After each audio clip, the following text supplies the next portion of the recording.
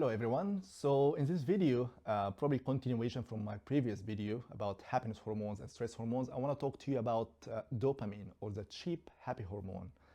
First, for credibility, my name is Khaled. I have been a dentist for 20 years.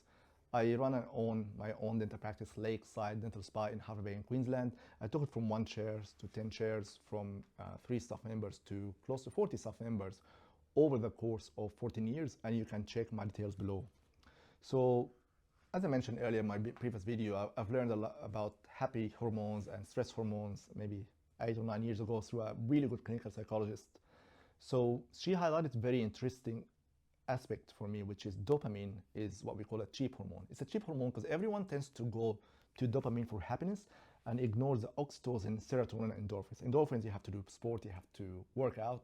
Oxytocin, you have to connect with something, your pet, your partner, your another person to get this oxytocin release from your body. And serotonin, there's a lot of investment of spirituality, connection with nature. But dopamine is cheap because how it gets released is simply you buy a new purse, you buy a new bag, you buy a new shoes, you buy a new shirt, you buy a new car, new house.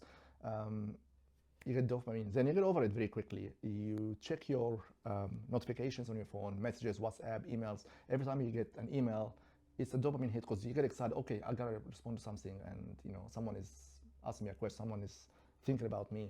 You put a Facebook post, you get some likes, some hearts, some comments. Every time you get a like and a comment, dopamine hits in your brain. This is happiness hormones.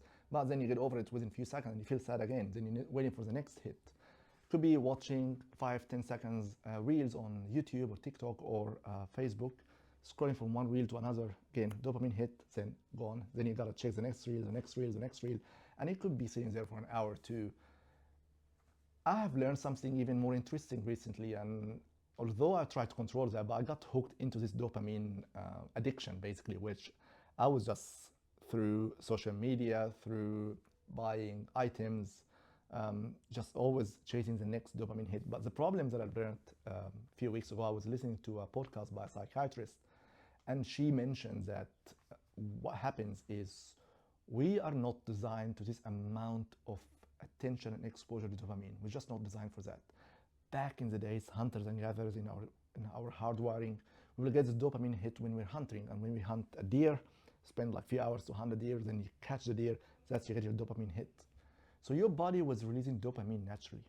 But with the amount of dopamine we're getting exposed to on a daily basis nowadays through social media and the things that I described earlier, your body stopped releasing dopamine completely.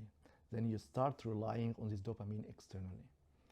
So what I've been doing, and I want to share it with you, I've been doing something called dopamine detox. Again, I sat down, wrote in a paper, identified everything that I do to chase this dopamine hit, and I start to eliminate it.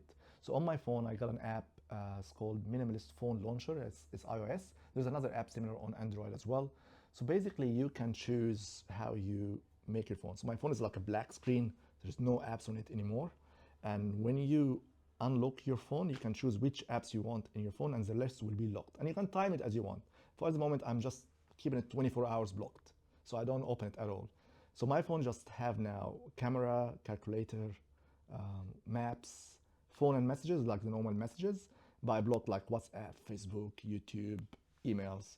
And then for me, I put a limit on myself. I will check those stuff once a day at the moment, maybe an hour a day, maybe in the morning, through a computer. I will have to make an effort to open a computer to check my social media, my YouTube channel, my emails, and respond to them on that, unless, or if someone calls me, there's an emergency at work, I will open my laptop, but I have to physically open my laptop to do that.